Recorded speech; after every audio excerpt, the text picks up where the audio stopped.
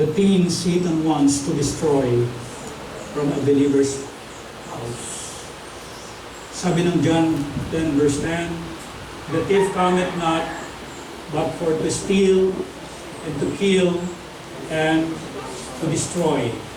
I am come that they might have life, and that they might have it more abundantly.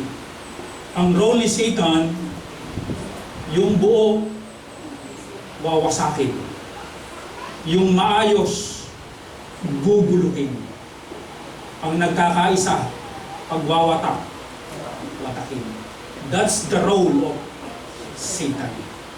Ayaw niya na may nakikitang buo. Gusto niya na po, wasak. Ama naming Diyos, turuan niyo po kami ngayong muli, ngayong umaga, na maingatan namin ang bawat pamilya. Ito po ay maunawaan namin sa pamamagitan ng inyong salita at maging aware kami dahil mahal namin ang bawat pamilya. Tulungan niyo po kami at ganun din Panginoon, kami ang humingi ng tawad sa mga pagkukulang namin nang sa gayon naman yung banal na espiritu na siyang pwedeng mangusap sa amin ay hindi mahadlangan. At hinahayaan namin Panginoon ang banal na espiritu na kumilos sa amin buong kalagitnaan.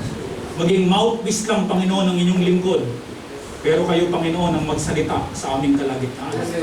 Salamat po sa pangalan ng aming Panginoong Hesus. Amen. Amen. Amen. Ito na po tayong lahat. Okay lang siya. Ang pag-uusapan natin ay yung buhay ni Job.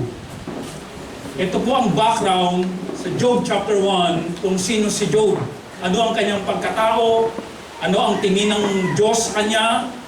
Ito po, Job chapter 1, verse number 1. There was a man in the land of Uz whose name was Job, and that man was perfect. The word perfect here is matured and upright, matuwid, and one that feared God and eschewed evil. When we say eschewed evil, umiiwas sa masama. Dahil ganito ang buhay ni Job, maganda, maayos sa paningin ng Diyos. Well, of course, ang Diyos, ano pong ginagawa niya? Nagpapala. Verse number 3. His substance also, binalas po ba? Was 7,000 sheep. Magkakount po tayo ha? 7,000 sheep. And 3,000 camels. Ilan na po yan? 7,000 plus 3,000. 3,000. Dami na po. And 500 yoke of oxen. When we say yoke of oxen, ito yung, Brother Jaime, yung pwede ng singkawan, pwede ng pang-araro. Dami rin po, no? 500. And 500 of she ashes. Ilan na? And a very great household, marami siyang katulong, so that this man was the great of all the men of the east. Kung sa basketball may go, si Job, go. Greatest of all the men of the east. Kung may Eastern Conference, meron ding Western. Yeah? Pinagpala? Amen. Pinagpala si Job. Dami ko ano? Ilan po ang counting nyo? 11,000. Pag in-imagine mo ang dami ng hayop na ito, napakarami po nito. Hindi kaya ni Job mag-isa lang alagaan ito. Kaya ang sabi ng Bible, so that this man was and a very great household. Marami rin po siyang ano, tagapagpastol, kasambahay, katulong. At sa ipagtanong mo, kilala si Job.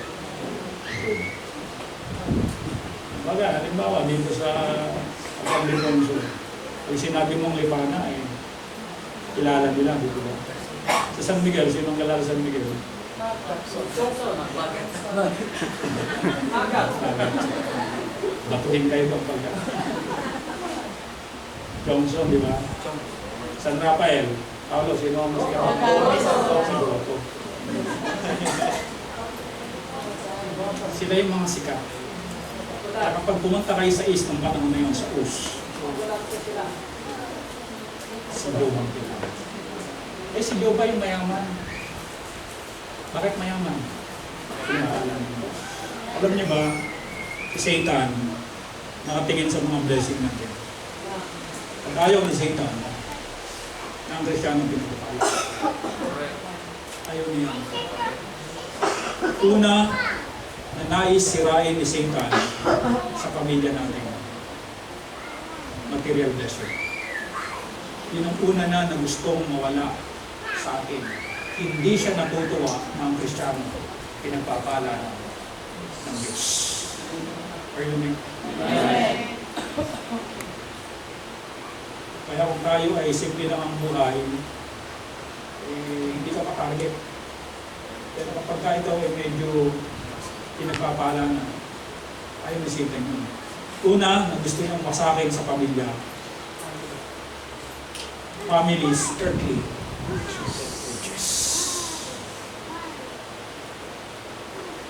Sabi ni Satan, then Satan answered the Lord and said, that Job feared God or not? May dahilan kaya natatakot si Job sa'yo. May dahilan kaya sumusunod sa'yo si Job. May dahilan kaya yan naglilingkod. May dahilan kaya yan obedient. May dahilan kaya yan umiiwas sa masama. May dahilan kung bakit yan perfect. May dahilan kung bakit yan upright. Ano ang dahilan na tinutukoy ni Satan? Ito po ang sabi. Has not thou made hedge about him? Hindi ba nilagyan mo siya ng bakod? And about his house? And about what? Yun. Gigil? Gigil si Satan? All that he hath on every side. Thou hast blessed the work of his hands, and his substance increase in the land. Ano pinuna? Blessing. Nino? Ni Job. Di ba yan ang dahilan, sabi ni Satan sa Panginoon?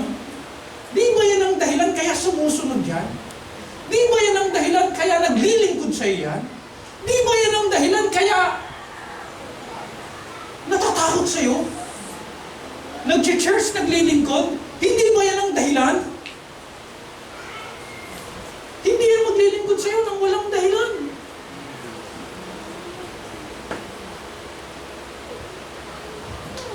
Tapos sabi pa, binibless mo, ini-increase mo. Ano yung meron siya? Siguro talagang pinapansin ni Satan, di ba?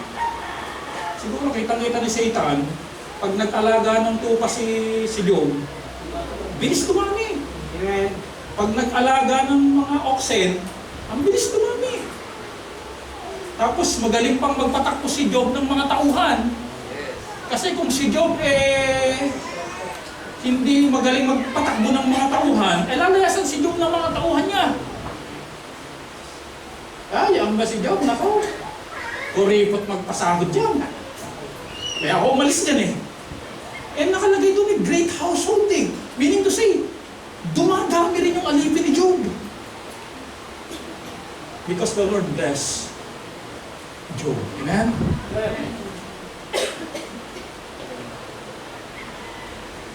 Ano sabi ng Panginoon? But put forth thine hand, si Satan pa rin pala ito, but put forth thine hand now.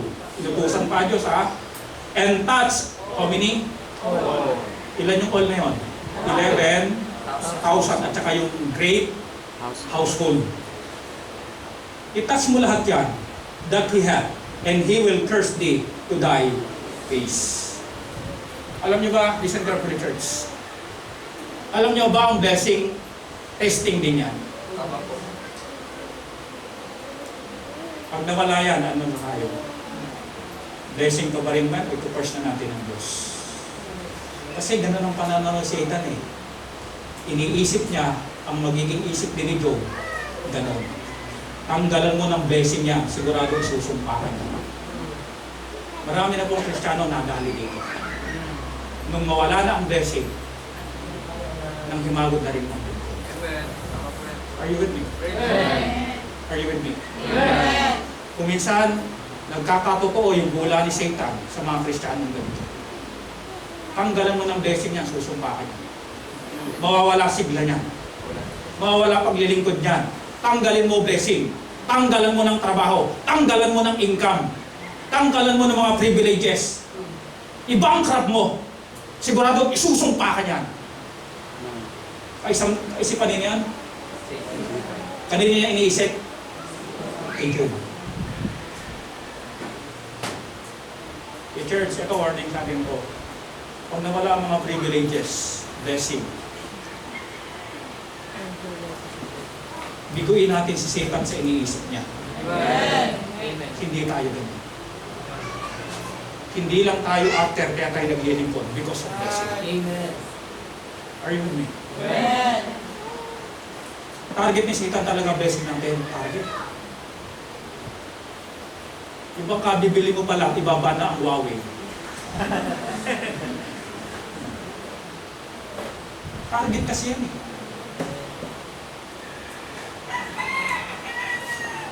Yung habang ikay masaya, si Satan nalulungkot. Are you? Kaya huwag po natin ugaliin dito sa church na kapag meron binibless, naiingit tayo. Si Satan na nga naiingit po, maingit po, sa kakampihan pa natin si Satan. Amen. Bakit po, di ba ba? Tinatarget na nga ni Satan yun eh. Ayoko pinagpapala ito. Ayoko na binibless ito.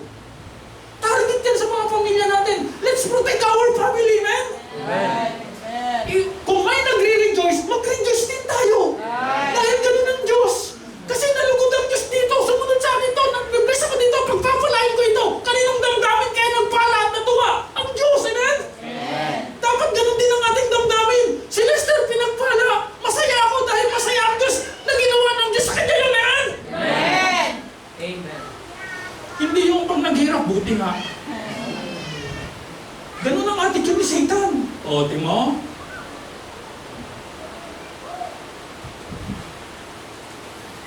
Kaya sa church, pag may umakap dito, praise God, amen?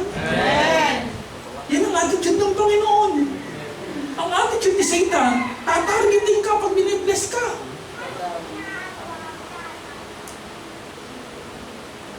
Kaya ang material blessing mga kapatid, testing ito eh. Ng ano po, attitude. Ikaw at yung nakaalam ng blessing mo. Both testing, amen? Amen. Nananaginip ng gising si Joseph, the dreamer. Ilang milyon siya rin na panaginipan mo? Nagkaroon daw siya ng 200 million. Magkano times, di ba? 20 million. Alam mo sir, pangalan ko pa naman si Joseph the Dreamer, baka magkatotoo. Di ba si Joseph the Dreamer, nakapanaginip siya, yung mga star, pati yung buwan at saka nagbaw sa kanya, at saka yung nakabungkus na nagbaw daw sa kanya. Yung ikwento niya, pinagtatawanan siya eh. Di ba? Mamaya pinagtawanan ninyo rin, no? Manda kayo pag nagkatotoo yun. Pero sir, I warn you, mangyari man yung sir, hindi lahat matutuwa. May maiigit. Hindi lahat isipan ng Diyos ang nasa isip. May iba isip ni Satan ang nasa isip. Kaya sabi, tanggalin mo blessing niyan, susumpain mo niya. Grabe ka isipan nito, no? Parang ang mga Kristiyano, ganun lahat isip, pag nawala blessing, wala na. Mukhang blessing lang. Hindi po eh. Biguin po natin si Satan sa ganun. Amen, church? Okay? That's all. Lahat hindi sinabi ni Satan na yung mga tupa lang. Okay na sa akin yun eh. Hindi po eh. O yung mga oxen lang. Okay na sa akin yun. Yun lang gawin mo. Yung great household lang ang tirahin mo. Okay na sa akin yun. Hindi po eh. Lahat. Hindi siya kontento hanggang hindi ka lagpak. Financially. Are you with me? Yes. Alam mo, may mga Kristiyano ko, milyonaryo, at the end of the time, lumagpak. Ayaw kasi sinisitan yun eh. Nagpatuloy, naglingkod ng uli. At least na ano yung motibo niya, naging tama. Bumangon siya at naglingkod. Ayun, milyonaryo na po uli siya. Laga na ba siya yun? Miyembro ni Pastor San Morin. Yun ang testimony niya. Okay? Pinatunayan niya, kaya siya bumalik. Not because of blessing. Yes. But because gusto niyang paglingkuran. Amen. And he will curse thee to thy face. Ano sabi ng Panginoon? And the Lord said unto Satan, Behold, binigyan ng permission, di ba? All that he hath is in thy power. Only upon himself put not forth thine hand. Hindi mo lang gagalawin si Job. So Satan went forth from the presence of the Lord. Nagmamadali? Nagmadali. Nung marinig yun, nagkaroon siya ng permisyo sa Diyos. Bumaba agad si Satan sa langit. Di ba nakalagay? So Satan went forth from the presence of the Lord. Umalis ka agad. Eto na. Well, of course, si Satan gagamit ng mga bagay para pinsalain yung kayamanan ni Job. Ito po ang nangyari. Pinahintulutan ng Diyos lahat. Yes. Okay. Huwag mo lang gagalawin si Job. Job 1:14-15, merong nabuhay na isang alipin niya, yun ang nagbalita. Siguro, Boss, Job, yung oxen at asis natin, sinagupa tayo ng mga sabiyans, kuha lahat, at pinagpapatay ng mga shepherd. Oxen and ashes. Let's count. Job 1:16, fire from heaven. Anong tinupok?